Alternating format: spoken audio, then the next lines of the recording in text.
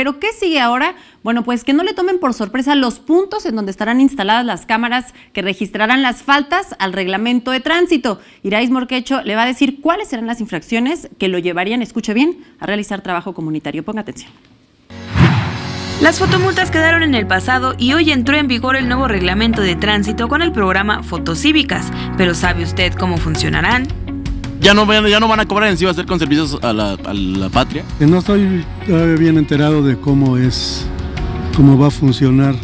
Las multas estaban muy altas y preferimos mejor que nos quiten puntos.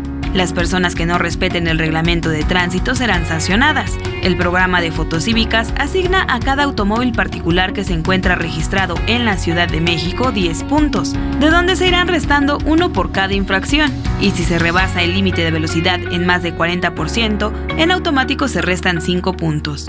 Para que se dé una idea, si usted circula por una avenida donde el límite de velocidad es de 50 km por hora y lo hace a una velocidad de 70 km por hora, perderá en automático 5 puntos, además de cumplir con las sanciones.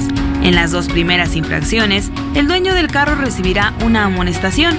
En la tercera y cuarta infracción, deberá tomar un curso en línea. A partir del tercer punto, no podrán verificar el siguiente periodo si no cumplen con lo establecido. En la quinta, el curso de sensibilización deberá ser presencial. En la sexta, séptima, octava, novena y 10ª infracción, el ciudadano deberá realizar trabajo comunitario de 2 horas. Los trabajos comunitarios se realizarán los sábados de tequio y consisten en limpieza, pintura o restauración de centros públicos educativos, de salud o de servicios, limpieza, pintura o restauración de los bienes dañados por el infractor o semejantes a los mismos, realización de obras de ornato en lugares de uso común, así como de obras de balizamiento, limpia o reforestación en lugares de uso común, por mencionar algunos.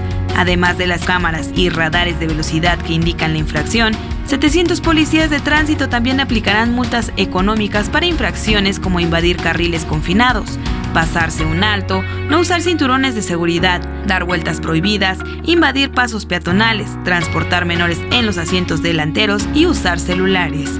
Este nuevo reglamento busca salvar las vidas y garantizar la equidad en las sanciones no monetarias. Con imágenes de Javier Cordero, Irais Morquecho, 21 Noticias.